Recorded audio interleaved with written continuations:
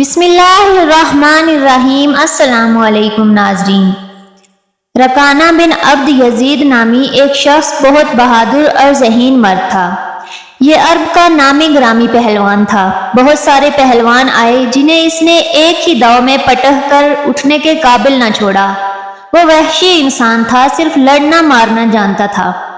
ایک دفعہ مسلمانوں کو تنگ کرنے والے 3-4 آدمیوں نے ایک دن رکانہ پہلوان کو خوب کھلایا پلایا اور اسے کہا کہ محمد صلی اللہ علیہ وآلہ وسلم کسی کے ہاتھ نہیں آتا، نہ اپنی تبلیغ سے باز آتا ہے اور نہ ہی کسی سے ڈرتا ہے، اور لوگ اس کی باتوں کے جادو میں آتے چلے جا رہے ہیں۔ کیا تم اسے سیدھا نہیں کر سکتے؟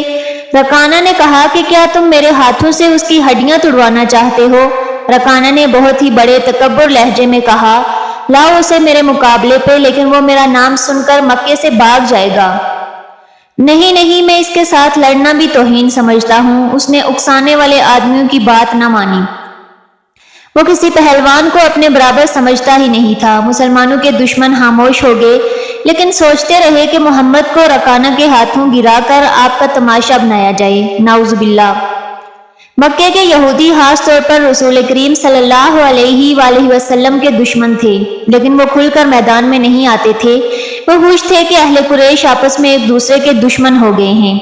انہیں پتہ چل گیا کہ قریش کے کچھ آدمیوں نے رکانہ پہلوان کو اکسایا ہے کہ وہ رسول کریم صلی اللہ علیہ وآلہ وسلم کو کشتی کے لیے للکارے، لیکن وہ نہیں مان رہا۔ ایک روز رکانہ رات کے وقت ایک گلی سے گزر رہا تھا کہ اس کے قریب سے ایک بڑی حسین و جمیل لڑکی گزری۔ چاندنی رات میں لڑکی نے رکانہ کو پہچان لیا اور مسکرائی۔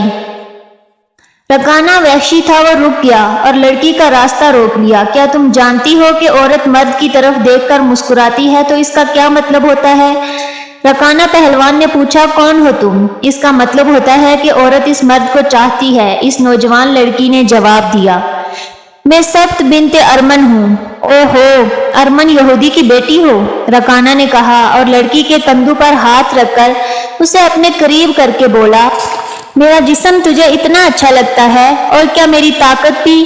تمہاری طاقت نے مجھے مایوس کر دیا۔ سبت نے اکدائے ہوئے لہجے میں کہا، تم محمد سے ڈرتے ہو؟ کون کہتا ہے؟ رکانہ نے گرج کر پوچھا۔ سب کہتے ہیں۔ سبت نے کہا، پہلے محمد کو گراؤ، میں اپنا جسم تمہیں انعام میں دوں گی۔ اللہ کے بیٹوں اور بیٹیوں کی قسم، تیری بات کو پورا کر کے تیرے سامنے آؤں گا۔ رکانہ نے کہا، لیکن تو نے غلط سنا ہے، محمد سے میں نہیں ڈرتا۔ بات یہ ہے کہ اپنے سے کمزور سے لڑنا میں اپنی توہین سمجھتا ہوں، لیکن تیری بات پوری کروں گا۔ ناظرین، مشہور مورخ ابن ہشام نے لکھا ہے کہ رسول کریم صلی اللہ علیہ وآلہ وسلم نے خود رکانہ پہلوان کو کشتی کے لیے للکارا تھا، لیکن دوسرے مورخ نے جو شہادت پیش کی ہے وہ صحیح ہے کہ رکانہ نے محمد صلی اللہ علیہ وآلہ وسلم کو کشتی کے لیے للکارا اور اس نے کہا، میرے بیٹے، تم بڑے دل اور بڑی جرت والے آدمی ہو۔ میں یہ بھی جانتا ہوں کہ تم جھوٹ بولنے سے نفرت کرتے ہو، لیکن مرد کی جرت اور صداقت کا پتہ اکھاڑے میں چلتا ہے۔ آؤ میرے مقابلے میں اکھاڑے میں اترو۔ اگر مجھے گرا لو تو میں تمہیں اللہ کا بھیجا ہوا نبی مان لوں گا، اللہ کی قسم تمہارا مہذب قبول کر لوں گا، لیکن یہ ایک بھتیجے اور چچا کی کشتی نہیں ہوگی۔ رسول کریم صلی اللہ علیہ وآلہ وسلم نے رکانہ کے للکار کے جواب میں کہا، ایک بت پرست اور سچے دین کے پیغمبر کی لڑائی ہوگی۔ تو ہار گیا تو تو اپنا وعدہ نہ بھول جانا۔ مکے میں یہ خبر صحرا کی آندھی کی طرح پھیل گئی کہ رکانہ پہلوان اور محمد صلی اللہ علیہ وآلہ وسلم کی کشتی ہوگی، اور جو ہار جائے گا وہ جیتنے والے کا مذہب قبول کر لے گا۔ قریش کا بچہ بچہ، مرد و زن اور یہودی ہجوم کر کے آگے۔ مسلمانوں کی تعداد بہت تھوڑی تھی۔ وہ تلواریں اور برچھیوں سے مسلح ہو کر آئے، کیونکہ انہیں خطرہ محسوس ہو رہا تھا کہ قریش کشتی کو بہانہ بنا کر رسول کریم صلی اللہ علیہ وآلہ وسلم کو نقصان پہنچائیں گے۔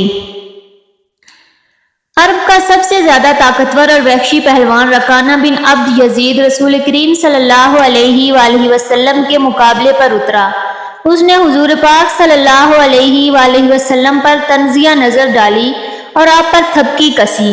آپ صلی اللہ علیہ وآلہ وسلم مکمل خاموشی اور اطمینان سے رکانہ کی آنکھوں میں آنکھیں ڈال کر دیکھتے رہے کہ وہ بے خبری میں کوئی داؤ نہ کھیل جائے۔ رکانہ آپ کے ارد گرد یوں گھوما جیسے شیر اپنے شکار کے گرد گھومتا ہے۔ ہجوم رسول کریم صلی اللہ علیہ وآلہ وسلم کا مذاق اڑا رہا تھا۔ مسلمان خاموش تھے اور وہ دل ہی دل میں اللہ کو یاد کر رہے تھے۔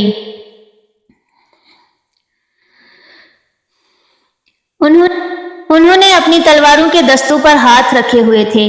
پھر نہ جانے کیا ہوا کہ رسول کریم صلی اللہ علیہ وآلہ وسلم نے کیا داؤ کھیلا۔ مورخ لکھتا ہے کہ آپ نے رکانہ کو اٹھا کر زمین پر پٹخ دیا۔ رکانہ زخمی شیر کی طرح اٹھا اور آپ پر حملہ ور ہوا۔ آپ نے پھر وہی داؤ کھیلا اور اسے پٹخ دیا۔ وہ اٹھا تو آپ نے اسے تیسری بار پھر پٹھا۔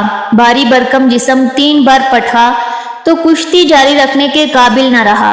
رکانہ سر جھکا کر اکھاڑے سے نکل گیا۔ ہجوم پر سناٹا طاری ہو گیا اور مسلمان ننگی تلواریں اور برچیاں ہواؤں میں لہرا لہرا کر اور اچھال اچھال کر نعرے لگا رہے تھے۔ رکانہ رسول کریم صلی اللہ علیہ وآلہ وسلم نے للکار کر کہا، اپنا وعدہ پورا کر اور یہ اعلان کر کہ آج سے تو مسلمان ہے۔ رکانہ نے قبول اسلام سے صاف انکار کر دیا اور پھر فتح مکہ کے دوران اسلام قبول کر لیا۔